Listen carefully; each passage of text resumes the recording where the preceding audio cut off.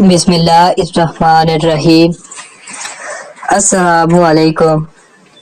پہلے انبیاء کی امتیں بھی کسی نہ کسی شکل میں عید منایا کرتی تھی۔ آدم علیہ السلام کی امت اس دن عید مناتی تھی جس دن حضرت آدم علیہ السلام کی توبہ قبول ہوئی۔ حضرت ابراہیم علیہ السلام کی امت اس دن عید مناتی تھی جس دن حضرت ابراہیم علیہ السلام کو نمرود کی آگ سے نجات ملی۔ حضرت یونس علیہ السلام کی قوم اس دن عید مناتی تھی جس دن حضرت یونس علیہ السلام نے مچھلی کے پیٹ سے نجات پائی۔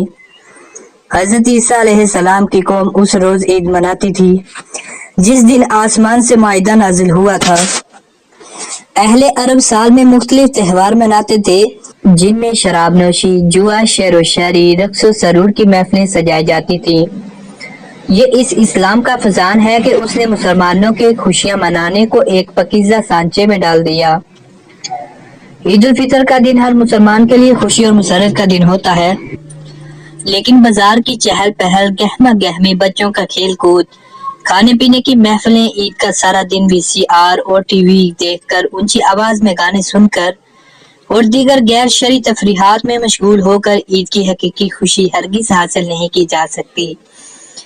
اللہ تعالیٰ نے عید کی حقیقی خوشی عطا فرمانے سے پہلے رمضان کے روزے فرض کیے، ایک ماہ تک دن بھر کھانے پینے سے روکا، نفس کی مخصوص خواہشات پورا کرنے سے منع کر دیا اور مقصد یہ بتایا تاکہ تم پرہیزگار ہو جاؤ۔ جب اللہ تعالیٰ کے حکم کو اس کے حقوق کو اداب کے ساتھ پورا کر دیا تو روزے دار کے دل میں نور تقویٰ پیدا ہوگا۔ اسی عظیم نعمت کا شکر ادا کرنے کے لیے مسلمان عظیم اجتماع کے ساتھ 2 رکعت نماز عید پڑھ کر شکر خداوندی ادا کرتا ہے۔ غریبوں کو صدقہ فطر ادا کر کے اپنے روزہ کی کوتاہیوں کو مٹانے کے ساتھ ساتھ ان محتاج افراد کو بھی عید کی خوشیوں میں شریک کرتا ہے۔ اس حقیقی خوشی کا لطف وہی خوش نصیب روزے دار جانتے ہیں جنہیں اللہ تعالیٰ نے رمضان کے مکمل روزے رکھنے کی توفیق عطا فرمائی۔ اس عید کا نام رسول اللہ صلی اللہ علیہ وآلہ وسلم نے عید الفطر رکھا، یعنی روزہ کھولنے کی عید۔ اب جس شخص نے روزہ رکھا ہی نہیں اسے روزہ کھولنے کی خوشی کیا ہوگی؟ اور دوسری طرف اگر روزہ رکھنے والے نے عید کو اپنے نفس کی ناجائز خواہشات کو پورا کر کے منایا تو یہ اس بات کی علامت ہے کہ رمضان المبارک کے روزے رکھ کر نفس کی تربیت میں کمی رہ گئی، یا عید کی خوشی منانے والے کا دل اس نور تقویٰ سے بالکل خالی ہے اور وہ شخص عید کی خوشیاں محض رسمی طور پر منانے میں مشغول ہے۔ لہذا جب ہمیں اسلام نے عید الفطر کی خوشیاں عطا فرمائی تو ان خوشیوں کو اس طرح منانا چاہیے جیسا کہ رسول اللہ صلی اللہ علیہ وآلہ وسلم نے خوشی کے یہ لمحات گزارے۔ احادیث کی روشنی میں عید الفطر کے ان اعمال کو ترتیب وار ذکر کیا جاتا ہے تاکہ ہر مسلمان ان کو سنت نبوی صلی اللہ علیہ وآلہ وسلم سمجھ کر ادا کرے، اس لیے کہ ان میں سے اکثر کام عام مسلمان کرتا ہے لیکن ذہن میں یہ نہیں ہوتا کہ یہ آپ صلی اللہ علیہ وآلہ وسلم کی سنت ہے۔ نمبر 1، عید کے دن صبح جلدی بیدار ہونا۔ نمبر 2، مسواک کرنا۔ نمبر 3، غسل کرنا۔ روایت ہے کہ آپ صلی اللہ علیہ وآلہ وسلم کی عادت شریفہ تھی کہ عید الفطر، یوم خرا اور یوم عرفہ کو غسل فرمایا کرتے تھے۔ نمبر 4، عمدہ کپڑے پہننا جو پاس موجود ہوں۔ رسول اللہ صلی اللہ علیہ وآلہ وسلم عید کے دن خوبصورت اور عمدہ لباس زیب تن فرماتے۔ آپ صلی اللہ علیہ وآلہ وسلم کبھی سبز سرخ دھاری دار چادر اوڑھتے، یہ چادر یمن کی ہوتی جسے برد یمانی کہا جاتا ہے۔ نمبر 5، عید کے دن زیب و زینت و شریعت کے موافق آرائش کرنا مستحب ہے۔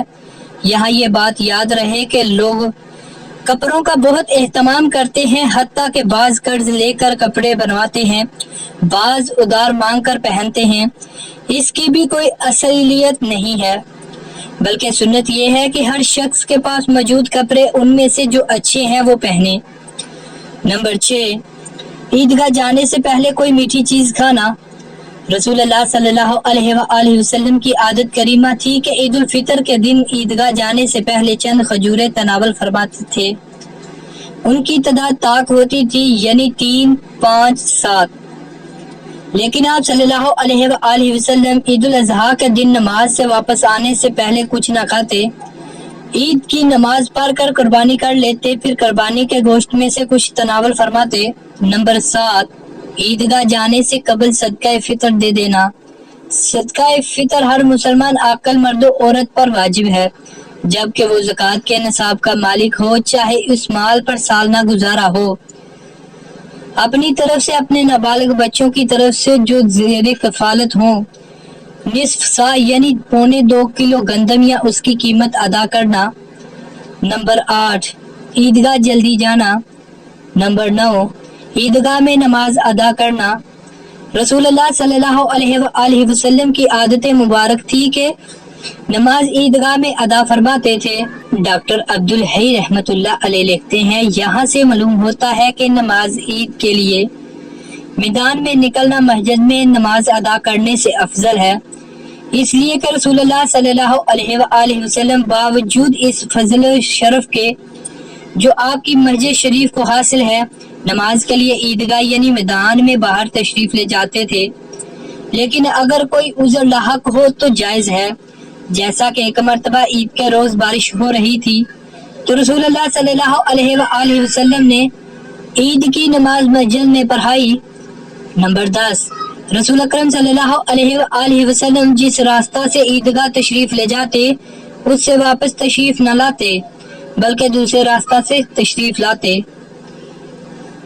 نمبر 11، رسول اکرم صلی اللہ علیہ وسلم عیدگاہ تک پیدل تشریف لے جاتے، اس پر عمل کرنا سنت ہے، بعض علماء کرام نے مستحب کہا ہے۔ نمبر 12، رسول اکرم صلی اللہ علیہ وسلم نماز عید الفطر میں تاخیر فرماتے اور نماز عید الاضحیٰ کو جلد ادا فرماتے۔ نمبر 13، عید الفطر میں راستے میں چلتے وقت آہستہ تکبیر کہنا مسنون ہے، عید الاضحیٰ میں آواز بلند کہنا چاہیے۔ تکبیر کے کلمات یہ ہیں: اللہ اکبر، اللہ اکبر، لا الہ الا اللہ، واللہ اکبر، اللہ اکبر وللہ الحمد۔